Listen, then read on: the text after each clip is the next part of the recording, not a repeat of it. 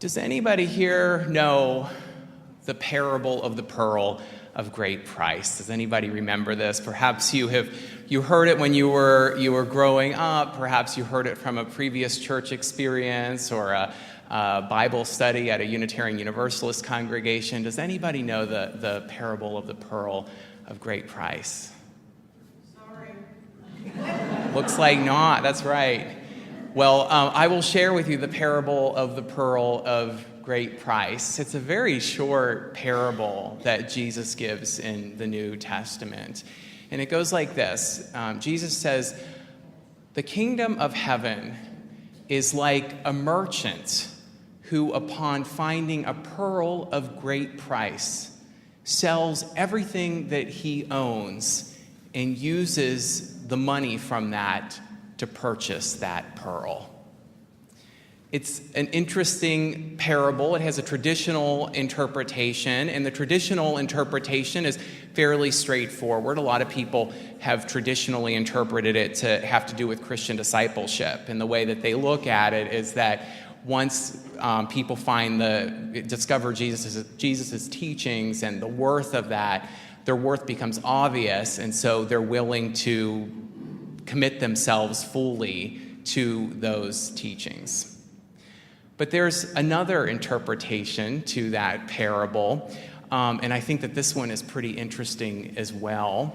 The interpretation of that parable that Amy Jill Levine offers, she's a New Testament scholar at Vanderbilt, and she's really interested in reading a lot of the New Testament, and particularly the parables. She has a book about the parables, and looking at them and seeing how would they have been heard by a first century Jewish audience. And she often finds something really provocative and interesting in them when you look at them that way. So one of the things that she says is that we have to look at that parable. When we're looking at the parable, we have to think about two things. What did pearls mean and what did merchants mean? A merchant at that time was a little bit different from how we would think about a merchant. A merchant at that time was someone who people considered to be engaged in a pretty risky endeavor. It wasn't someone who, maybe just set up a shop in the middle of town. Oftentimes, merchants were people who would, say, bring something of worth from one place to another, and they would sell it for a higher price. And that was, in the ancient world, considered to be a pretty risky thing to do because they didn't have insurance. And so, if you think about it, like say you get a box of silk from one place and you transport it, hundreds of miles to another place, well, all kinds of things can happen. It can be stolen, your goods can catch on fire, the weather could destroy them. So it was a risky thing to engage in. Being a merchant was a risky thing to engage in. And then the other thing is that what did pearls and jewels signify in the ancient world? And what Amy Jill Levine says is that they were considered very luxurious items that would be, just not, they were impractical. They were impractical and luxurious items. So what we have in this parable is someone who makes a very risky investment. It's not an investment that's obvious. The traditional interpretation of the parable is that you see this like pearl of great price and you're like, well, obviously I'm going to buy this. That's the traditional interpretation. But the interpretation that Amy Jill Levine gives is that actually it was an extremely risky thing to do. It would be a lot like today saying a venture capitalist discovers a really volatile piece of new stock and so sells everything that he owns in order to invest in that particular piece of stock. That would be considered almost a foolish thing to do, an extremely risky proposition. And yet what Jesus says in this parable is that is where the kingdom of heaven is. So what could this possibly mean? Well, I was really captivated in her discussion of this parable by a story that she tells. So she is telling this to one of her seminary classes, and she's talking about the meaning of this particular parable, and somebody raises their hand and says, I know what the pearl of great price is. She said, well, what does it mean? What does it mean for you? And she says, the pearl of great price is my seminary education. And Amy Jo Levine is like, what? What do you mean by that? So she says, well, let me explain. The student says that she knew a long time ago that she wanted to go to seminary, but she was married to a pastor in the Southern Baptist tradition, and that tradition does not believe that women should be ministers. And so she said, well, maybe I'll just continue to be the minister's wife, but can I still go to seminary? And the husband said, no, one master of divinity in the family is enough. So she talks to other people in the congregation and says that she really is beginning to feel like this is her calling, this is what she's meant to do. Does she get any support for that? No, she doesn't. So what does she do? She risks everything. Enrolls in seminary. Her husband divorces her. She uses the little bit of alimony that she gets in order to pay for her books and her tuition and her living expenses during that time. Her family, who's also a part of the Southern Baptist tradition, decides they don't want anything to do with her. She risks everything for that opportunity to go to seminary. But she was absolutely called to do it. She felt there was nothing else that she could do. At a really deep level, she felt convicted. She felt called. She felt like she had to engage in this risky proposition. Seminary was for her the pearl of great price. My sermon today is called Blessed in Retrospect. And what I'm thinking about and how this relates to the story of the pearl of great price and also the story of the seminary student is that oftentimes when we're engaged in a particular thing that we think might be the right direction for us, we hope it's the right direction for us, we're risking that it's the right direction for us, we may not always know at that time that this is going to pay off.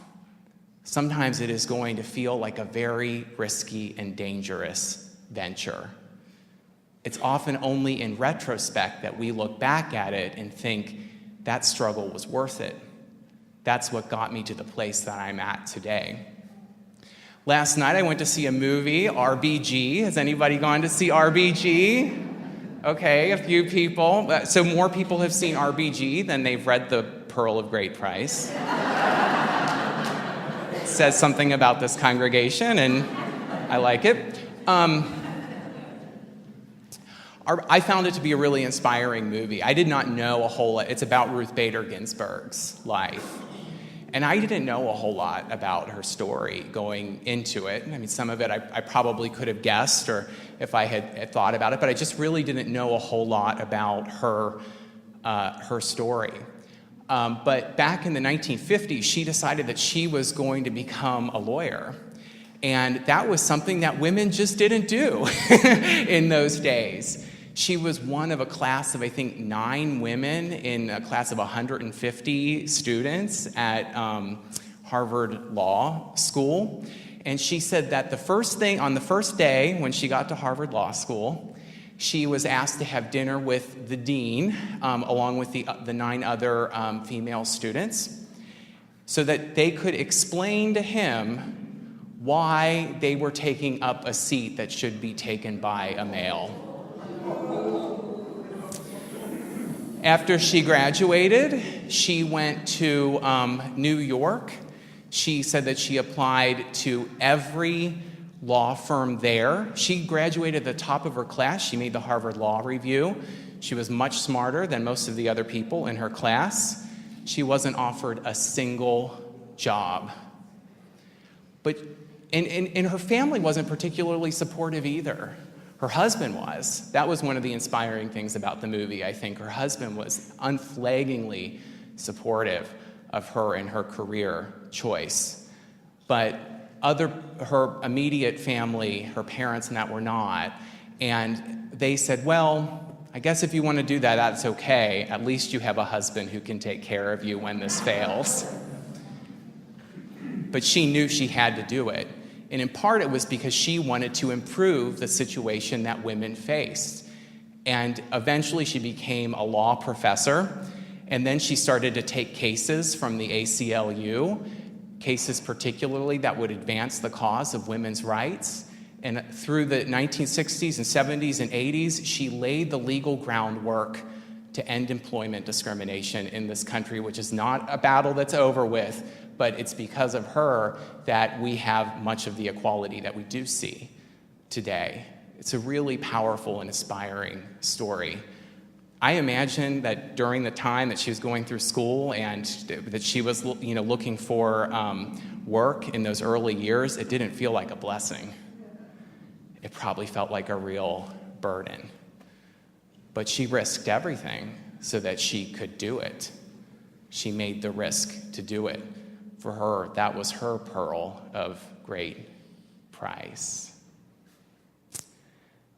One of the things I love about the reading that Nancy did is that it says that one of the origins for the word blessing comes from the Aramaic. And to be blessed means coming into the fullness of who you are meant to be. Blessing means coming into the fullness of who you are meant to be.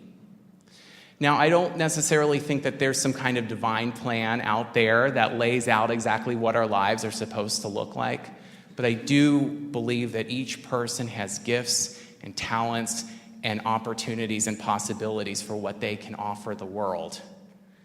And when we commit ourselves to that, it may not always feel like a blessing in the moment.